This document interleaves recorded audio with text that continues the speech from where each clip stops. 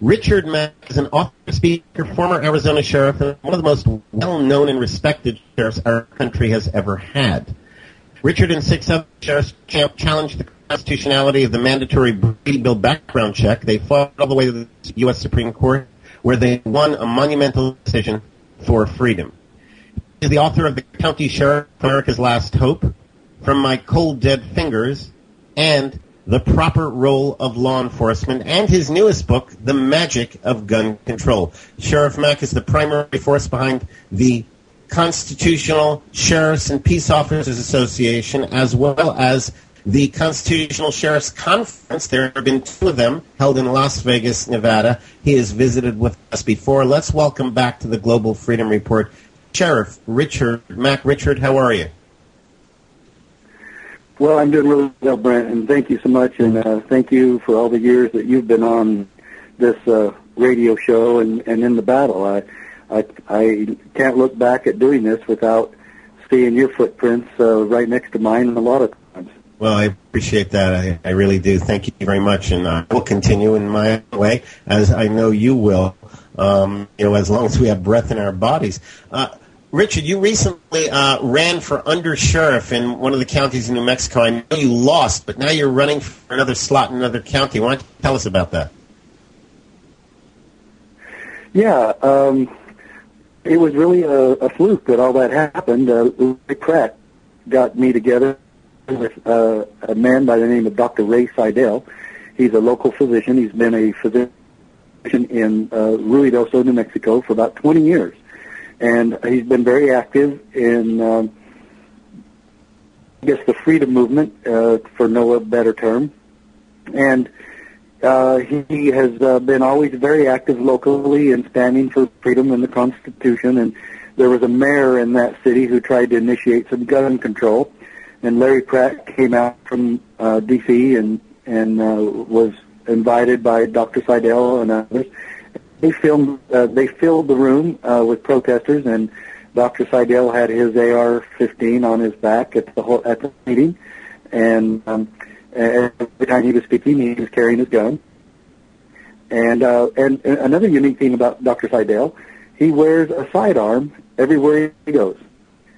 Doesn't matter where he is, he carries it, and all his patients know that he packs a gun. So if one shot doesn't work, another will, I guess, is his motto. And so he was running. He decided that he couldn't change anything fast enough, and he was getting fed up with the way things were going, so he decided to run for sheriff. And one thing led to another, and he ended up having to run as a write-in because the county kind of messed with his registration as a voter. And he says, well, to hell with you, I'm going to run as a write-in candidate then. And he ran as a write-in candidate, and he called me and asked me for advice.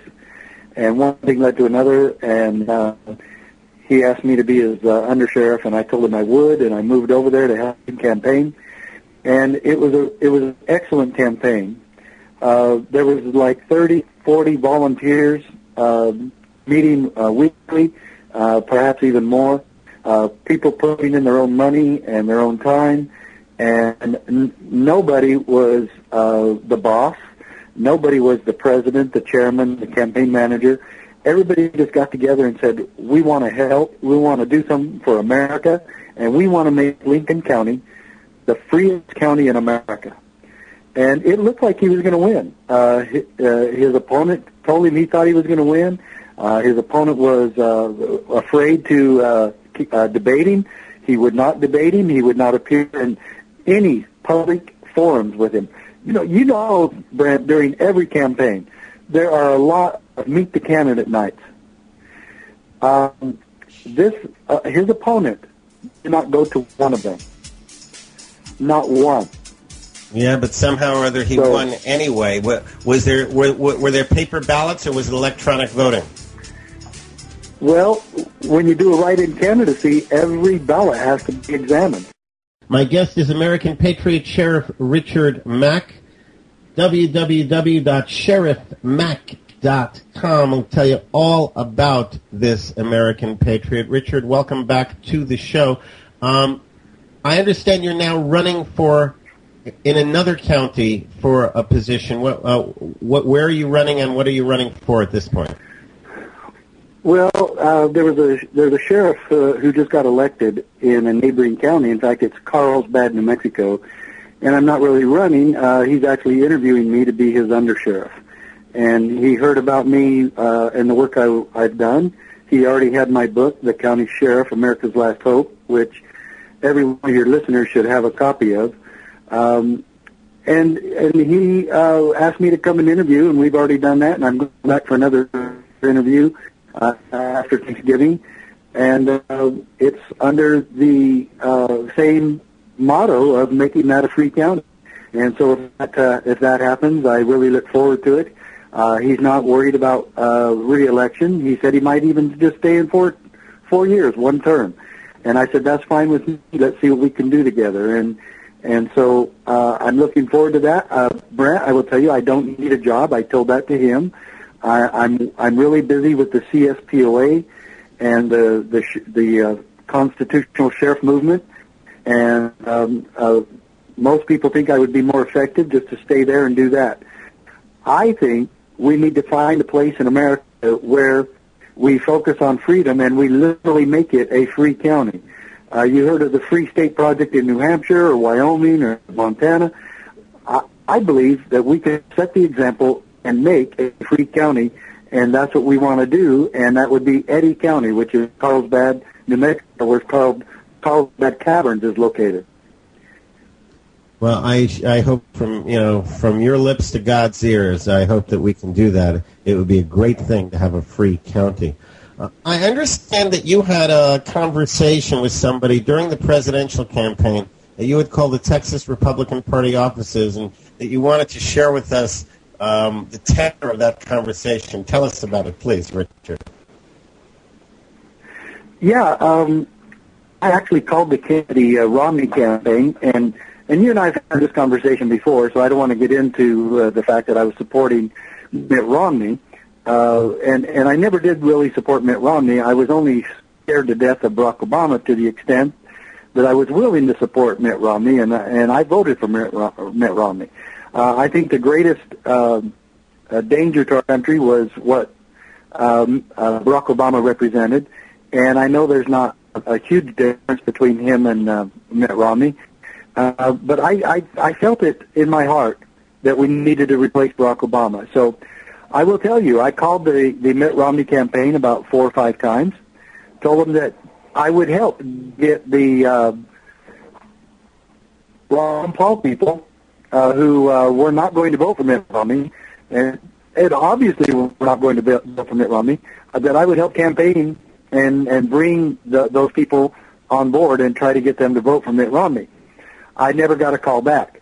Then, while I was campaigning for U.S. Congress in Texas, I met the chair of the Republican Party for the entire state of Texas, okay, the whole state. And I told him the same thing, and I emailed him, and I told him in person. And so I emailed him a follow-up email that a lot of my supporters nationwide were Ron Paul people. And I said, I will help in any way I can to get those people to vote for Mitt Romney. And he sent me back an email, and actually I still have the email. It said, duly noted. That's all. Duly noted.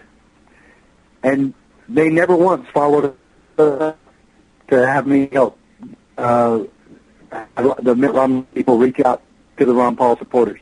Now, I know the Ron Paul supporters were really mad at Mitt Romney and his campaign people a lot of different times, and that there were some shenanigans. And I still find it astonishing that the Republican Party, that the Mitt Romney campaign, or anyone else associated with the campaign, never once made a move to try to get Ron Paul's supporters to vote for Mitt Romney. It never happened at any time, at any level, from anyone, and even someone like me offering free help and free support. They never once responded. Now, I'm only sitting here looking at that and going, what in the hell were they thinking? Yeah, you know, Frankly, it sounds like typical Washingtonian politics. But, yeah, you're absolutely right. Which brings us to this question. Barack Obama, who is constitutionally disqualified from holding the office of President of the United States, has nevertheless managed to get himself unlawfully reinstalled into that position for another 4 years. How do you believe that will affect the American people in the face of America? Well, I'm on the side of Sheriff Joe Arpaio, who's the first and only sheriff in American history to have filed a criminal investigation against the President of the United States, or at least the person who sits in the White House. His investigation has been very thorough. He has been met with nothing but stonewalling and downright criminal responses from the Department of Health in Honolulu and the Kapiolani Hospital have been nothing but stonewalling and standing against him and his investigative team in providing sufficient evidence. He has also asked for microfiche records, but has never got them. So what do you think is going to happen in the next 4 years? First of all, pardon me? What do you think is going to happen in the next 4 years? Well, I believe that the economy will completely collapse within the next 2. And that part will happen. If there's no way that this economy can sustain what this man continues to do and purports to do. I also look at Barack Obama and am reminded of one of my favorite lines from the Star Wars movies. And at one time they were arguing in the Star Wars Senate, whatever it was called, and they lost a horrible election. And Padman, she goes, "This is how liberty ends, with tremendous applause." Yes, I use that. And I'm afraid that's exactly what. Yeah, I'm afraid that's exactly what has happened to America. We are watching America die and freedom end, and all these idiot people are applauding. Yeah, and as a matter of fact, I know exactly what you are talking about. You are talking about this. In order to ensure the security and continuing stability, the Republic will be reorganized into the first galactic empire for a safe and secure society.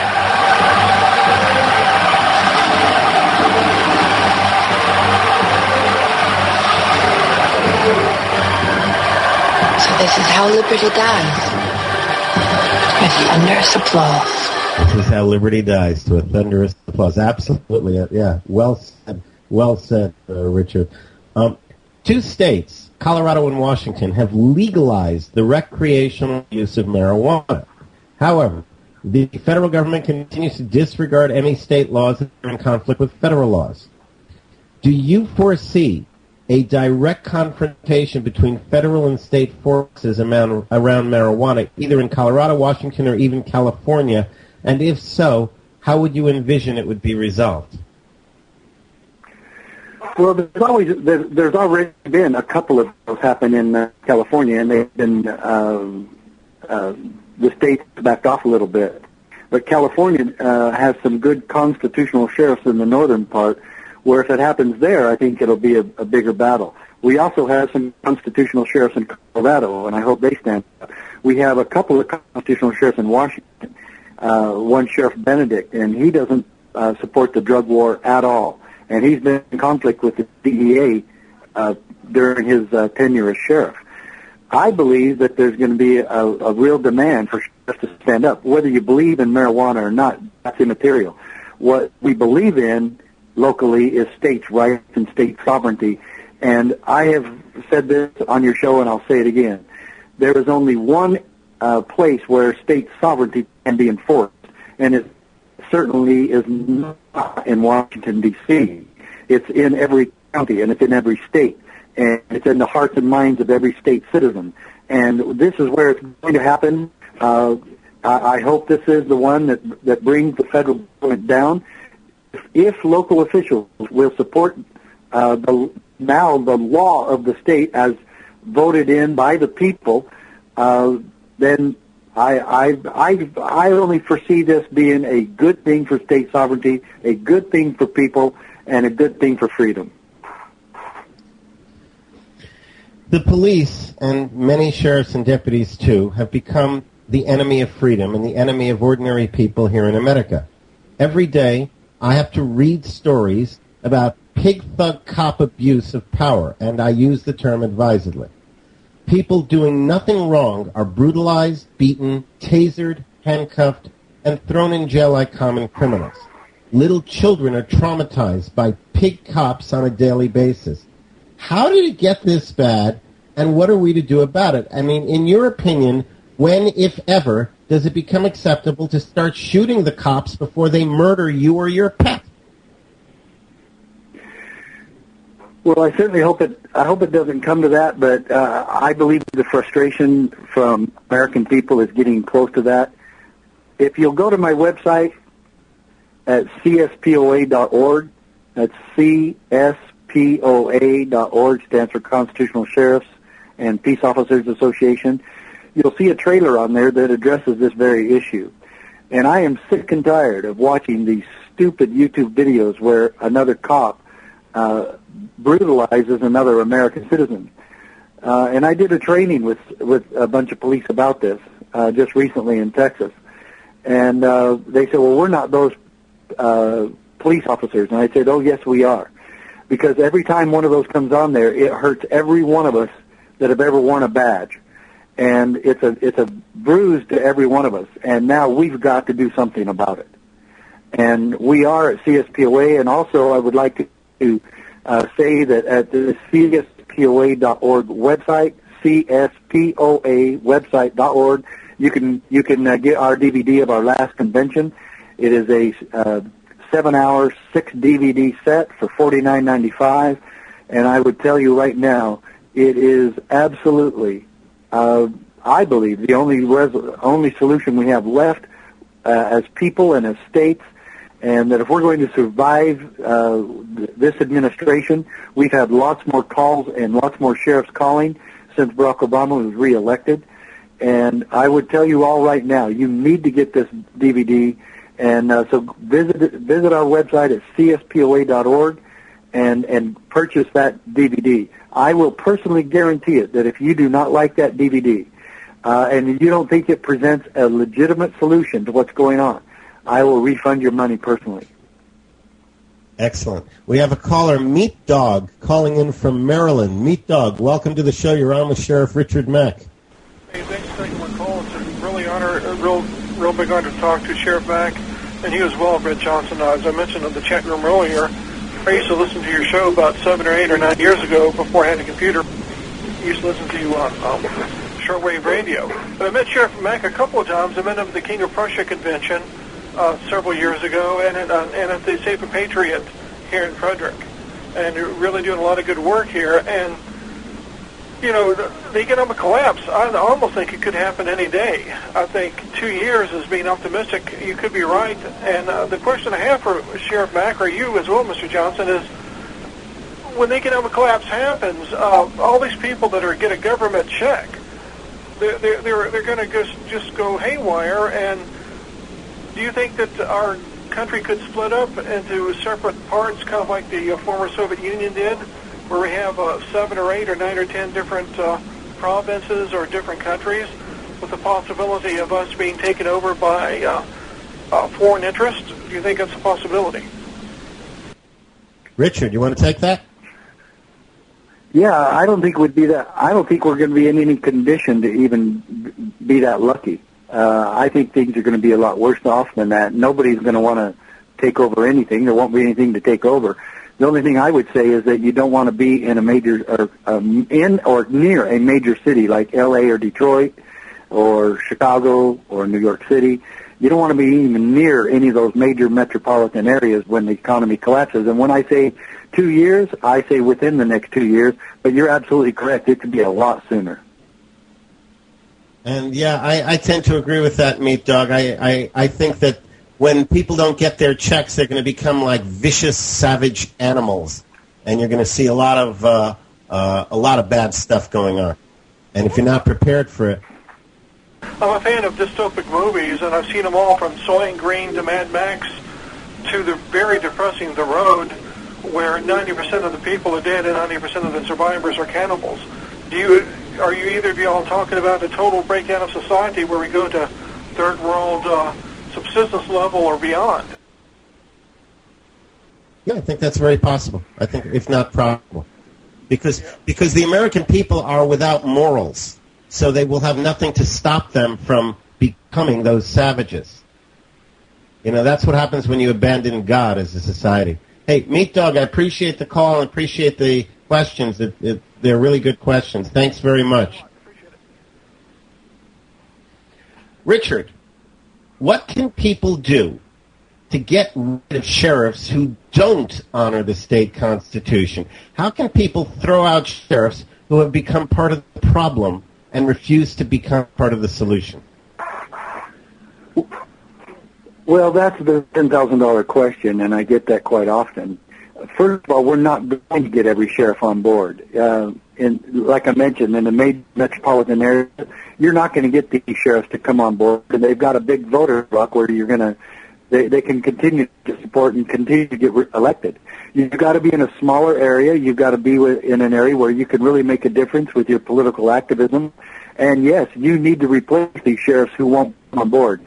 But there's 3,100 sheriffs in America, and I'm hoping that we get about 700 or 800 to be constitutional sheriffs, and they are going to be mostly rural sheriffs. Yeah, well, again, I hope so also. I hope you're even more successful than that. This is the second to last edition of the Global Freedom Report, and the reason I'm taking the show off the air is because I'm tired of people not caring enough about their liberty to actually work to protect and defend it.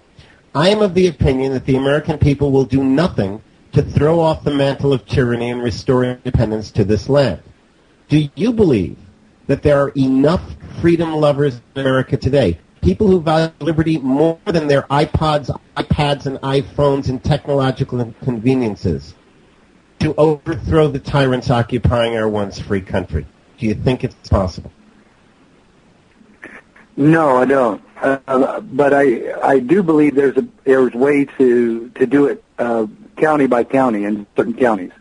I do believe that. And I do believe there is some hope, but I don't believe we're going to turn around until we are really at, well, what they call rock bottom. And people are not going to remember God. They're not going to remember the liberties that He blessed us with, and they're not going to turn things around until they hit rock bottom. It's almost like an addict. You know, they don't turn around and get off the substance until they hit rock bottom. Yeah. And I think that's a sad commentary on American citizens, but nevertheless, I'm going to continue to fight on, and I pray that we will be successful in creating a free county and a place where people can come and know the government will leave them alone and they'll have a sheriff that will defend them. Fantastic. www.cspoa.org. That's the Constitutional Sheriffs and Peace Officers Association. cspoa.org. Also, sheriffmack.com. My guest has been American Patriot Sheriff Richard Mack. Thanks so much, Richard, for spending this time with us. Richard, God bless you, and may your work bear much fruit, because we need you around. Thanks so much, Brent. God bless. Thanks much, Richard Mack, Patriot Sheriff.